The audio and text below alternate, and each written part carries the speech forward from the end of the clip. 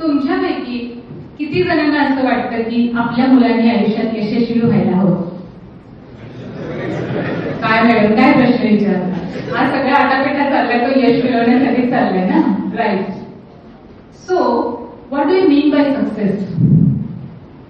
काय तुमच्या मुलांनी असं केलं तर ती आयुष्यामध्ये यशस्वी झाली असं तुम्ही समजणार आहात? काय वाटतंय? काय केलं म्हणजे ती यशस्वी झालं असं समजूया?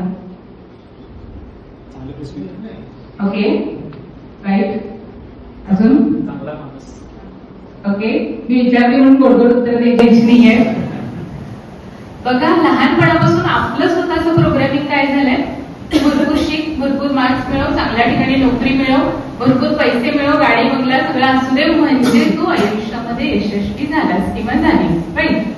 आणि आपण आपल्या मुलांचंही अशाच पद्धतीनं प्रोग्रामिंग केलेलं आहे. इव्हन ही जी काही धावपळ चालू आहे ती सुद्धा यासाठीच चालू आहे. आपल्या मुलांनी खूप चांगले मार्क मिळवले, खूप चांगली प्लेसमेंट मिळवली, खूप चांगल्या पगारावर आपला मुलगा किंवा मुलगी काम करते. पण हे सगळं करता करता त्यांचं स्वतःच्या आरोग्याकडे पूर्ण दुर्लक्ष झालेलं आहे आणि वयाच्या 25व्या वर्षी डायबिटीस सुरू झालाय. त्यांनी यशस्वी झाला असं आपण समजायचं का?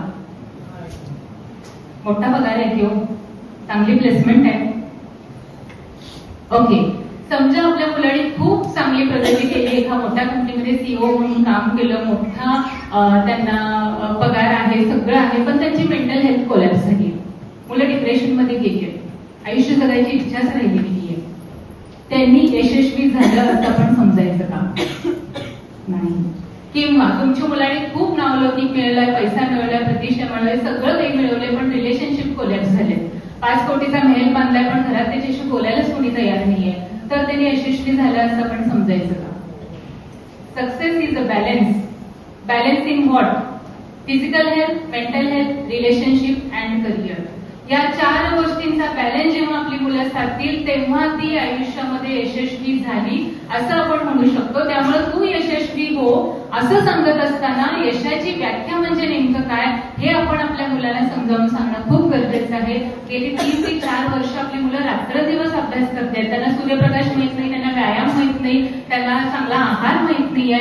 या सगळ्या प्रोसेस मधून जात असताना प्रचंड तणावाखाली ते जात असतात. त्यामुळे 1 तासानंतर जेव्हा मुलं तुम्हाला दिसतील तेव्हा थोडं बहुत प्लस मायनस झालं, कदाचित पेपर थोडासा अवघड जरी गेला तरी सुद्धा आम्ही तुला सांभाळून घ्यायला, तुला सपोर्ट करायला तुझे आई वडील आहेत हा विश्वास पालक म्हणून तुम्ही दिला पाहिजे. कारण